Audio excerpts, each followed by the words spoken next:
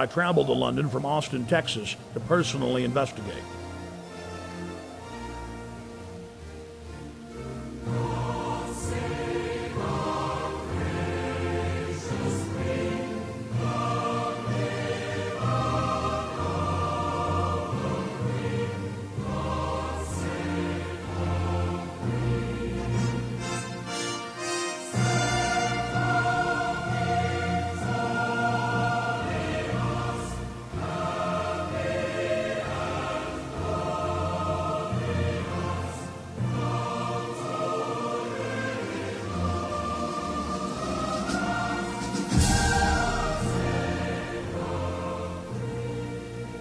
Once I arrived, I was met by Paul Joseph Watson and his brother Steve Watson, who are reporters for my news website, PrisonPlanet.com.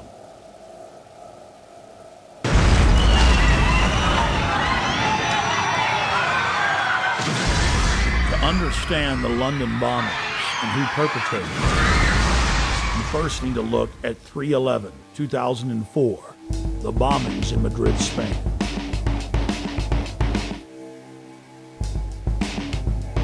Years after the blast that rocked trains in the city of Madrid, Spain, the government admits that Al-Qaeda had no connection to the attacks.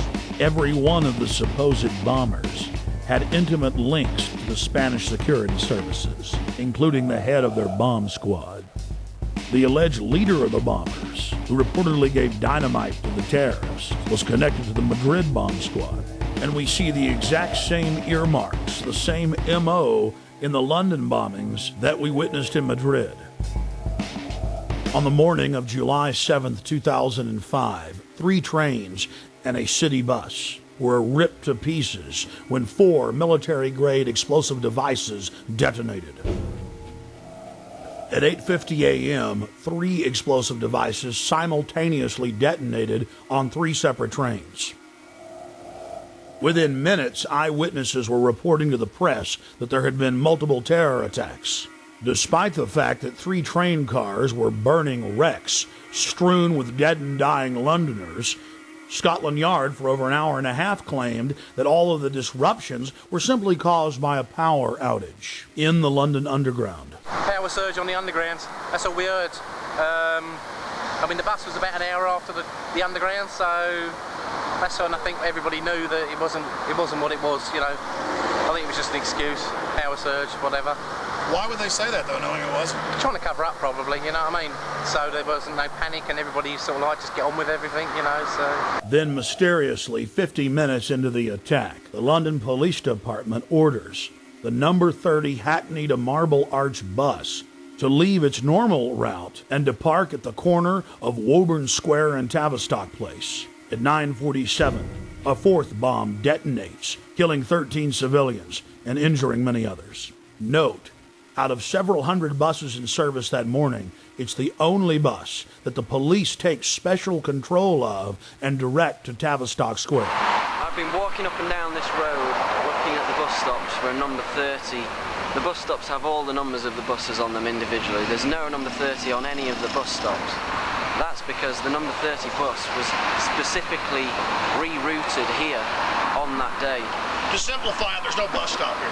There's no number 30 bus stop here, no. Well, that was in the news, that it was specifically diverted here.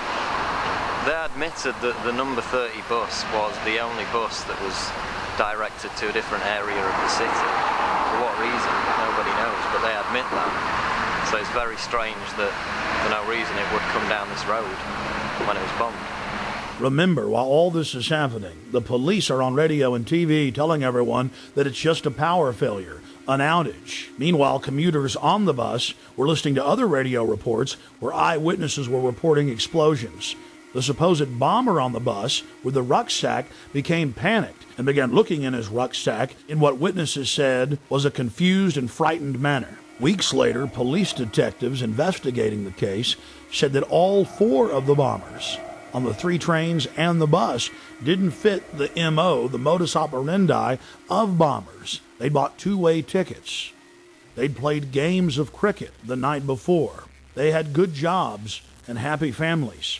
One of the alleged bombers was caught by surveillance camera arguing with the ticket clerk about the price of his pass. After Scotland Yard detectives had a chance to talk to some of the eyewitnesses from the bus and the trains, they stated clearly on the record that they believed that the bombers did not know that they had explosives in their backpacks. This was only one of many huge developments in the case that only received bare mentions in the back of the newspaper.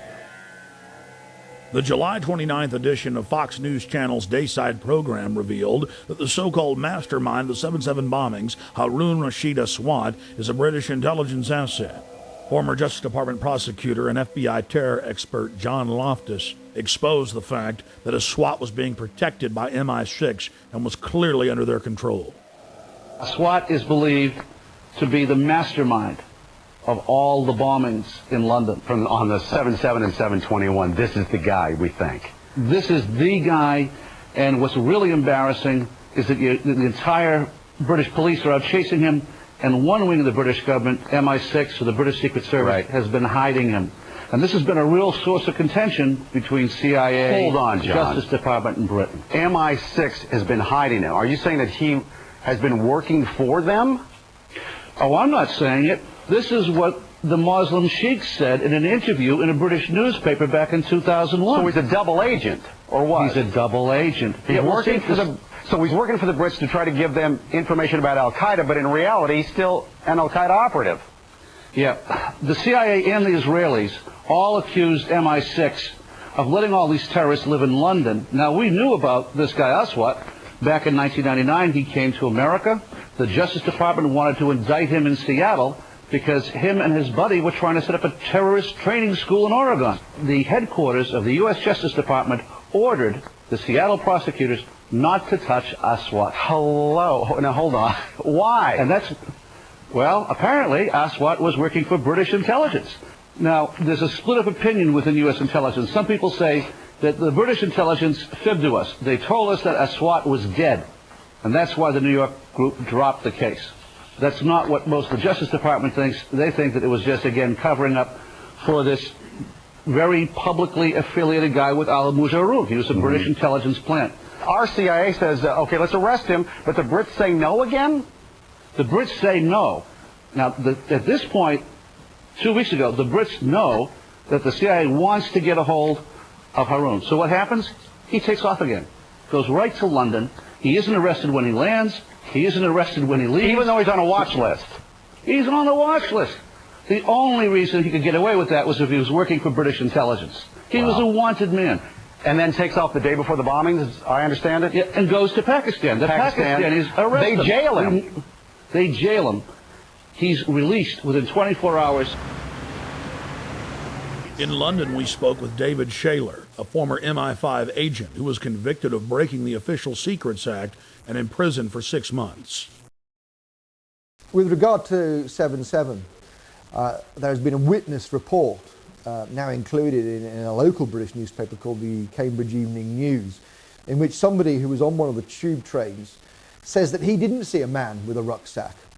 In fact, after the explosion, what he saw was metal pointing upward from the bottom of the carriage. That would indicate, of course, that the bomb was not carried onto the tube train, but was in fact attached underneath it.